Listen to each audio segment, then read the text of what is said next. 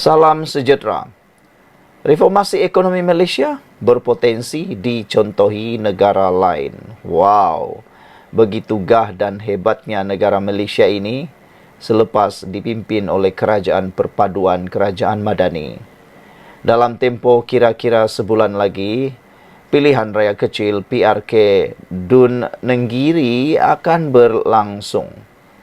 PRK ini pasti menjadi bahan tafsiran baharu terhadap ukuran sokongan rakyat kepada Kerajaan Perpaduan dan Kerajaan Kelantan.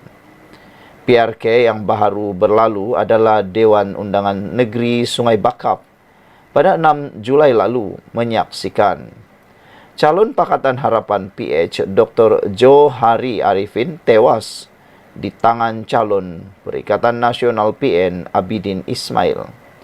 Ada yang menganggap keputusan PRK itu sebagai petanda rakyat menolak dasar ekonomi diperkenalkan Perdana Menteri Datuk Seri Anwar Ibrahim, khasnya selepas pengenalan dasar subsidi bersasar diesel pada 10 Jun lalu. Sebenarnya tidak ada apa mengejutkan mengenai keputusan PRK Sungai Bakap itu. Ia adalah sekadar penerusan kecenderungan mengekalkan status quo dalam semua PRK selepas pilihan raya umum ke-15 PRU 15 pada 19 November 2022 dan PRN 5 Negeri pada 12 Ogos 2023, baik di peringkat Parlimen maupun di peringkat Dewan Undangan Negeri DUN. Selain penerusan kecenderungan mengekalkan status quo, keputusan sesuatu PRK juga berpunca daripada banyak sebab. Ada yang bersifat dalaman dan ada bersifat luaran. Oleh itu, tidak bijaksana untuk cepat-cepat menyalahkan dasar ekonomi kerajaan sebagai punca kekalahan calon PH tempoh hari kerana ada faktor politik setempat menjadi punca. Maka, menggesa kerajaan menghentikan atau mengkaji semula dasar ekonomi, terutama subsidi bersasar diesel dan cadangan dasar subsidi bersasar petrol untuk memenangkan calon kerajaan, tidak menepati keadaan dan tidak bersifat logikal. Pelaksanaan dasar subsidi bersasar bahan api berjaya mengekalkan penerapan kredit berdaulat Malaysia oleh Agensi Penerapan Kredit Antarabangsa. S&P Global Rating S&P menyatakan penerapannya terhadap Malaysia disokong oleh kedudukan luar negara yang kukuh dan fleksibiliti dasar monetari negara dan menjangkakan defisit fiskal akan mengecil dengan adanya langkah rasionalisasi subsidi. Fitch pula mengunjurkan pertumbuhan keluaran dalam negara kasar KDNK Malaysia melonjak sebanyak 4.4% pada tahun 2024 dan 4.5% bagi tahun 2025. Sementara itu, Ketua Strategik Equity Asia Pasifik di JP Morgan, Rajiv Batra, menerusi wawancara bersama CNBC pada 10 Julai lalu menyatakan JP Morgan menaikkan taraf Malaysia daripada underweight ke neutral berpandukan pembaharuan dasar, termasuk mengambil langkah berani menyasarkan subsidi bahan api, pelaburan berpusatkan data dan pembangunan infrastruktur. Lebih mengejutkan adalah kepantasan kemajuan sedang berlaku dengan pertumbuhan KDNK 4.2% pada suku pertama tahun ini.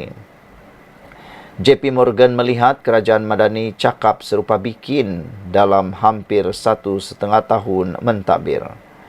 Profesor di Sekolah Perniagaan Henley, University Reading, England, Dr. Benjamin Lecker, dalam rencana bertajuk Pemulihan Ekonomi Malaysia di bawah kepimpinan Anwar Ibrahim, disiarkan majalah Forbes turut memuji reformasi ekonomi negara. Ia merangkumi pengenalan cukai baharu, rasionalisasi subsidi, dasar gaji progresif, penggubalan Akta Kewangan Awam dan tanggungjawab fiskal FRA, mempercepatkan kelulusan pelaburan langsung asing FDI dan pelaburan dalam sektor bernilai tinggi disifatkan sebagai langkah penting ke arah pemulihan ekonomi Malaysia. Pada masa sama, Lakers berkata, kepimpinan Perdana Menteri menguruskan ketidakpuasan awam termasuk kesan reformasi ekonomi terhadap rakyat menjadi penentu penting kejayaan jangka panjang dasar ekonomi Malaysia sekaligus berpotensi menjadi teladan untuk negara lain memacu pemulihan pasca pandemik dan transformasi struktur. Pengiktirafan agensi penarafan kredit antarabangsa dan dasar kepimpinan antarabangsa adalah petunjuk dasar ekonomi Perdana Menteri kena dan perlu diteruskan, katanya. Penulis artikel ini adalah Timbalan Naib Chancellor Akademik dan Antarabangsa Universiti Malaysia Pahang Al-Sultan Abdullah UMPSA. Sekian dulu untuk kali ini. Jangan lupa tinggalkan komen anda. Ikuti terus ulasan selepas ini. Salam sejahtera. Akhirnya anak bosku tampil membuat satu lagi penafian berkaitan dengan kononnya beliau bakal bekerjasama dengan pemimpin PN. Anak bosku tampil menafikan berjumpa dengan pemimpin PN dan mengakui akan kekal bersama dengan UMNO. Anak sulung bekas Perdana Menteri Muhammad Nizar Muhammad Najib menafikan spekulasi mendakwa dia bertemu pemimpin pembangkang untuk menjatuhkan kerajaan Pahang. Katanya, pertemuan dongeng itu seperti yang tular di media sosial itu tidak pernah berlaku sama sekali dan dirinya tidak akan berkomplot untuk mengkhianati parti yang keluarganya perjuangkan. Ayanda Datuk Seri Najib selalu berpesan, walau bagaimana susah pun keadaan kita agar setia kepada parti. Mana mungkin saya akan berkomplot untuk mengkhianati parti yang keluarga saya perjuangkan bersama-sama orang UMNO yang lain sejak ia ditubuhkan, katanya. Mana mungkin saya akan membelot untuk khianati kerajaan negeri Pahang yang diterajui oleh Menteri Besar Pahang, Datuk Seri Wan Rosdi Wan Ismail, seorang pemimpin yang saya amat kasihi dan hormati, katanya dalam satu hantaran di Facebook hari ini. Tegasnya lagi, sebagai seorang exco kerajaan Pahang dan Adun Peramu Jaya, dia tidak tergamak untuk mengkhianati perjuangan UMNO. Saya bukan seorang katak politik, katanya, yang sanggup menggadaikan prinsip dan maruah serta menjualkan diri kepada mana-mana pembida yang tinggi, katanya lagi. Terdahulu, tular satu poster di media sosial yang mendedahkan Pahang sedang goyang. Ia mendakwa sebuah kerajaan negeri akan ditubuhkan setelah anak Najib itu berjumpa dengan pemimpin Perikatan Nasional PN. Pada pilihan raya umum ke-15 lalu, Perikatan Nasional memperoleh 17 kerusi manakala BN juga memenangi 17 kerusi. Bagaimanapun, dengan sokongan Pakatan Harapan PH yang mempunyai 8 kerusi, BN berjaya menubuhkan kerajaan negeri. Mengulas lanjut, Nizar yang juga naib ketua UMNO bahagian Pekan meminta supaya fitnah yang hanya mahu mencari keuntungan politik murahan dihentikan. Nabi Muhammad mengecam perbuatan fitnah ini sekeras-kerasnya. Sebagaimana sabda baginda yang bermaksud, tidak masuk surga orang yang menyebar fitnah, mengadu domba. Hadis riwayat Al-Bukhari. Mesejnya jelas, saya kekal setia bersama UMNO, Barisan Nasional BN dan Kerajaan Pahang yang ada sekarang, katanya lagi. Saudara-saudara sekalian, nampaknya makin terdesak pihak pembangkang untuk menggunakan isu yang sudah kehabisan modal. Isu-isu pembangunan, isu-isu tentang perkara-perkara memburukkan Anwar Ibrahim semua tak boleh pakai lagi. Semuanya sudah basi, semuanya sudah ditolak. Kini mereka menggunakan naratif-naratif lain pula yang lebih dahsyat, sehingga menggunakan anak Najib pula untuk kononnya mahu menjatuhkan kerajaan Pahang. Apa pendapat anda? Apa lagi? Salam sejahtera. Akhirnya Zahid Hamidi tampil menjawab isu kononnya UMNO ada rundingan dengan PAS. Saudara, isu ini makin panas. Nampaknya ada pihak-pihak tertentu yang semakin tersepit dan semakin terdesak mendapat perhatian. Semakin terdesak nak menang kuasa, sehingga sanggup menggunakan parti orang lain. Sehingga sanggup menggunakan UMNO untuk meraih sokongan. Lebih-lebih lagi pilihan raya Nenggiri yang tidak lama lagi akan dijalankan. Ada pihak tertentu yang sudah mula menjajah naratif buruk, fitnah, dan lebih teruk menunggang parti lain semata-mata untuk mau mencuri undi. Zahid Hamidi kata, sah, tiada rundingan PAS dan UMNO. Saudara, Presiden UMNO, Ahmad Zahid Hamidi menegaskan, tiada pertemuan maupun perbincangan antara parti itu dengan PAS bagi membentuk kerjasama dalam pilihan raya. Malah, Zahid Hamidi berkata, dia secara peribadi tidak bertemu dengan mana-mana pemimpin parti musuh tradisi mereka itu. Mereka, yaitu PAS, tidak berjumpa dengan saya, katanya kepada pemberita di Shah Alam hari ini. Semalam, Ketua Penerangan PAS Ahmad Fadli Sari berkata, wujud perbincangan antara parti itu dan UMNO bagi membincangkan kerjasama dalam pilihan raya umum akan datang.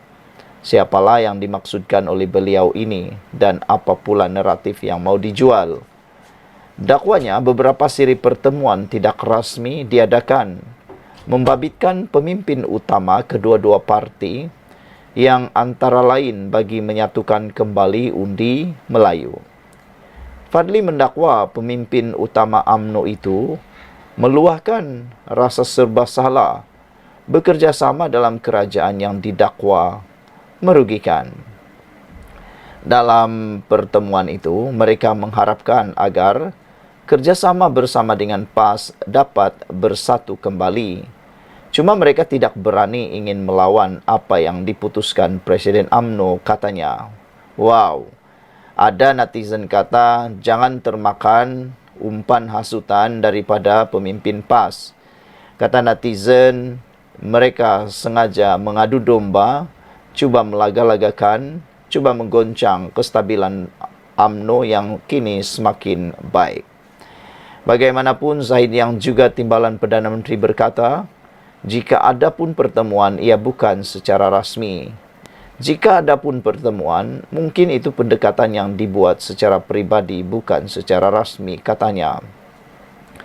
Pada 8 Julai lalu, Zahid menyatakan pendiriannya untuk tidak bekerja sama semula dengan PAS selagi Abdul Hadi Awang menjadi presiden.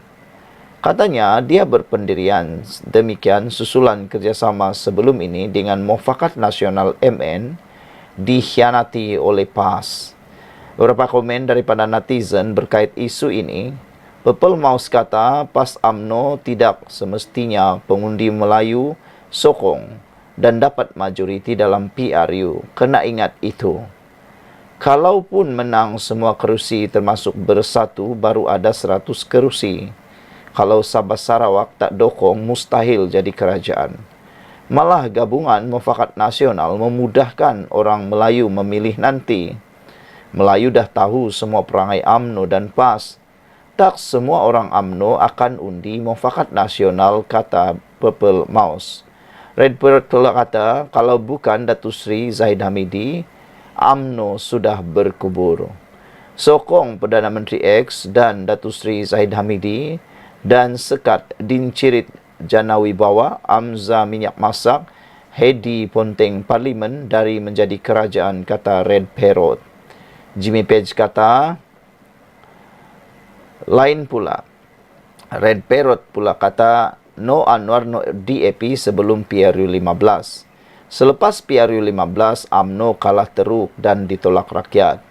Bermaksud manifesto UMNO dan juga prinsip UMNO pada PRU 15 ditolak rakyat. So, UMNO dengan kerusi yang sedikit tidak boleh bertindak sebagai abang besar, tidak ada pilihan dan terpaksa ubah strategi. UMNO menyahut titah yang di Pertuan Agong dan bersetuju membentuk kerajaan perpaduan. So, tak ada salahnya UMNO menerima tawaran dan memilih berada dalam kerajaan supaya perjuangan parti untuk rakyat dapat diteruskan. Sekian dulu untuk kali ini. Jangan lupa tinggalkan komen Anda. Salam sejahtera. Jangan pula orang bersatu anggap Profesor Peguam tersohor ini tidak hadam perlembagaan. Minggu lepas, pandangan saya mengenai 6 ahli parlimen bersatu tidak boleh mengosongkan kerusi tular di TikTok dan YouTube. Ada yang sokong dan hargai, tetapi banyak juga yang panas hati. Ada yang mencarut dan memaki hamun, terutama golongan politikun. Mereka yang taksub dengan parti. Pandangan saya mudah. Punya teruknya pindaan yang dibuat. Banyak percanggahan dan lompong. Undang-undang membuatkan winners take all. Speaker boleh buat keputusan sendiri. Saya juga katakan, apa yang dibuat oleh Parti Bersatu ialah pemecatan konstruktif. Ia merupakan pengecualian bawah perlembagaan. Makanya, tiada keperluan 6 ahli parlimen untuk kosongkan kerusi. Bangkitlah orang bersatu mengatakan saya bodoh dan tak hadam perlembagaan.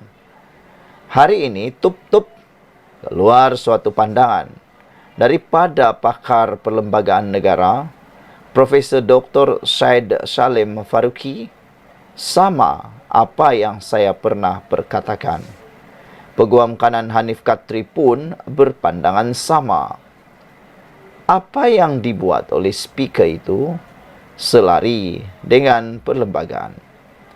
Tiada keperluan kosongkan kerusi kerana ia suatu pemecatan konstruktif. Saya harap tiada orang bersatu, kata Profesor dan peguam tersohor ini bodoh pula, sebab tak kena pula dengan naratif mereka. Itu sebab, kalau nak menilai isu, bertanyalah pada pakar dan yang tahu, bukan nilaian dari para parti politik semata-mata. Lebih teruk lagi, menilai dengan emosi dan otak pemikiran yang jumud dan tersempit. Juga pandangan ahli politik kerajaan yang tentang kerajaan sebab nak up nama sendiri. Banyak muncul kebelakangan ini termasuk dalam parti Perdana Menteri sendiri. Untuk rekod, saya bukanlah pakar perlembagaan. Tetapi kalau tuan-puan tanya kebanyakan peguam non-partisan, mereka akan bagi pandangan yang sama dengan Profesor Saad dan Hanif Katri kerana kita pandang dari lensa undang-undang bukan parti. Profesor Saad Salim Faruqi merupakan Profesor Undang-Undang Perlembagaan saya dulu. Alhamdulillah saya masih ingat apa yang diajari. Mana juak-juak yang kata saya bodoh hari itu. Saya harapkan makian memakan diri, kata Liana Marzuki. Ulasan tadi ditulis oleh Liana Marzuki, dipetik daripada Harapan Daily. Saudara-saudara sekalian, sungguh mengejutkan apabila isu yang dipertahankan oleh para walaun ini turut ditolak oleh profesor dan peguam tersohor yang mana mereka ialah pakar-pakar perlembagaan. Jadi, di mana sudah orang yang mencarut dan memaki-maki itu, kata Liana. Sekian untuk kali ini. Jangan lupa ikuti terus ulasan selepas ini.